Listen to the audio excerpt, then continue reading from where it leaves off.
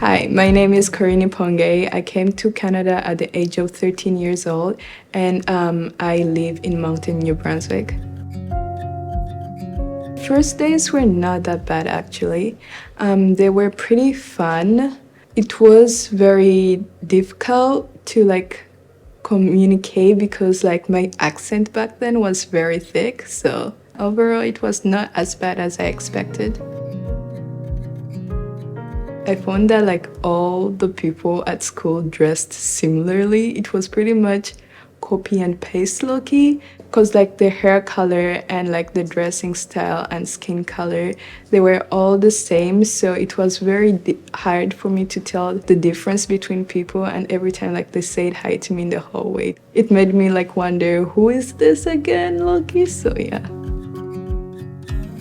Back home, the teacher pretty much told us exactly what to do, and we copy it right from the board.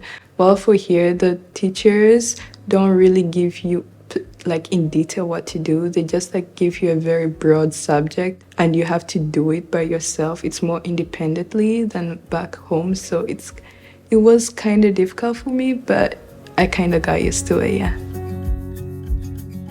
I don't think there is much difference except that when I first came here, the food tasted interesting because back home I was pretty used to this African food, and here it was more of European food and a wide varieties of food. So it was interesting, but I got to grow with it, and I got used to it much more. I tend to bring my own food sometimes, or just don't eat at school, because personally, I just it makes me feel overfilled.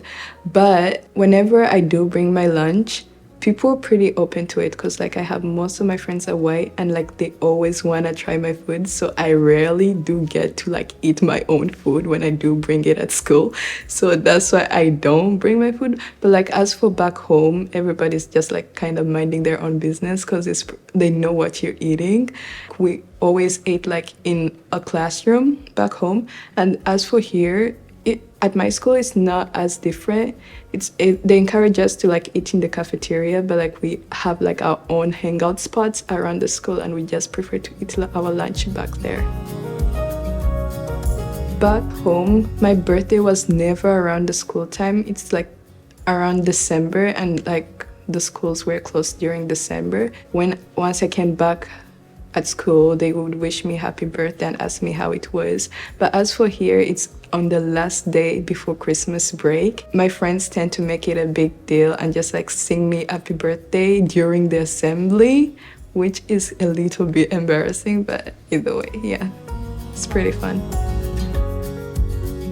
I find that back in Africa, there wasn't as much extracurriculum right after school, but here I find there is a wide range of after school activities, because back home I played sports, but it was always during the break time or sometimes after school, but it would take half the time that it takes here. I find the after school activities are pretty late at night, around 9 p.m. or 8 p.m. They're never right after school. I find it a bit hard to join in the after school activities, but since it's my senior year, I want to join in as many as possible. It's pretty different, I would say, because the curriculum in Africa was pretty laid out. It was history, math, physics, and all that. But as for here, they do add other curriculums that are not as educational, I would say, yoga, just for fun. They add yoga, they add a language class, just to learn any language you want for personal interest, which I find it pretty cool. But at the same time, I don't think I would really take it because I want to take all the math courses and the sciences. So it's very different from back home.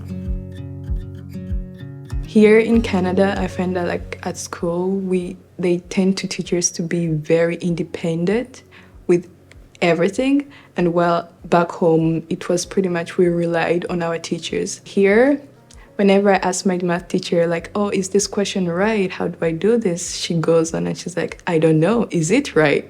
You tell me how to do it. And I'm I asked you that. So I have to go in Google and search and figure it out how to do it.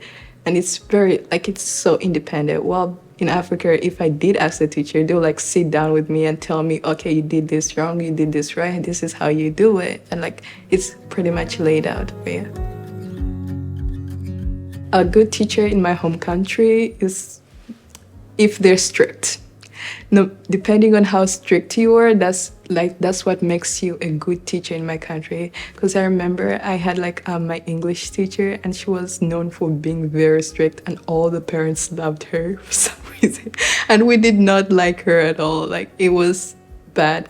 I do find like the strict teachers are actually good because they know what they want to do and what the outcome is gonna be. They know what they want to teach you. And like, also my math teacher, one of my best math teachers overall, was a very strict teacher, and I loved the way he taught his class. It was a very strict environment, but it just like made you want to do better.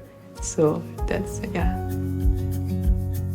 To compare from back home, the punishment was like either like they flog you, like hit your hands, or just like hit you everywhere around your body, no questions asked or anything.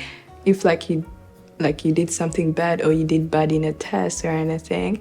And like, if it was like, mostly if it was something really bad, they would flog you. Then after that, they would tell you to like mop the classrooms. So like they tell you to mop all the classrooms, or like the classrooms where like kindergartens ate, and it was pretty messy and nasty. So that was something. But as for here, they just like let you go, give you suspension or detention, and that's it.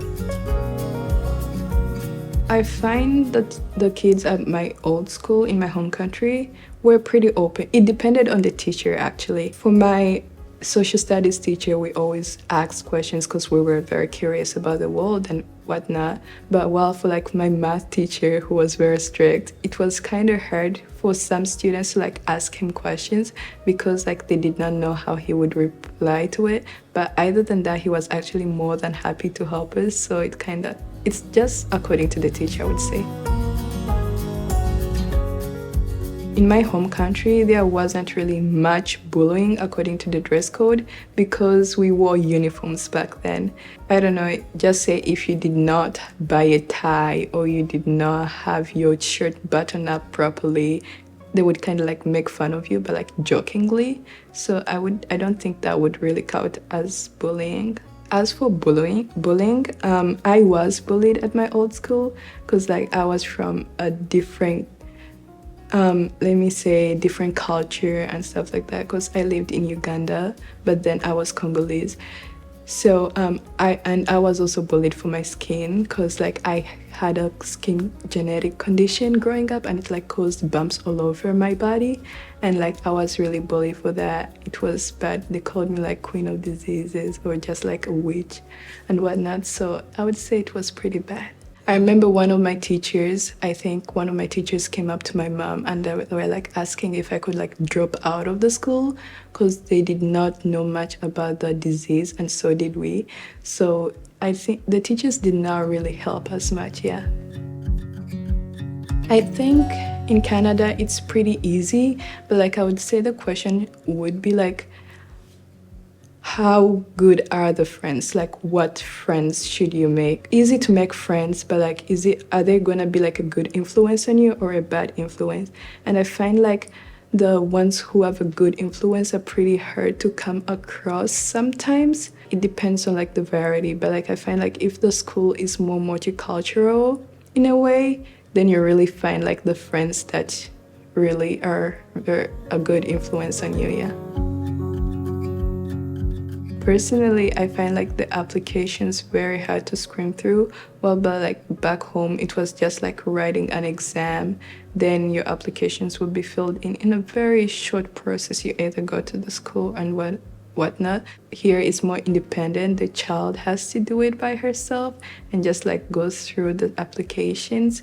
And like I find I do not like the fact that we only get like 1 or 2 exams throughout the whole year. Well, at home, we just like got 9 exams, like your beginners, your midterm, like quarterfinals, then finals.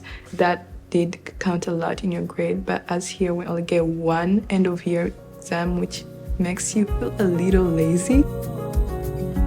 Going up and like presenting, I'm not a very good like public speaker, so that was like a huge challenge for me, and like I had to take some time to work on it. But other than that, it was like communicating with other people from different backgrounds, and like I found it pretty tough, which is crazy, but I found it pretty tough to like go to talk to the Black people at school, because growing up I was bullied by Black people even though I'm Black. I was very taken out back, and I was kind of questioning like, should I go talk to them, because some of them called me whitewashed pretty much. So I wanted to like get familiar with my culture and stuff, so it was very hard for me to go talk to the Black people at my school.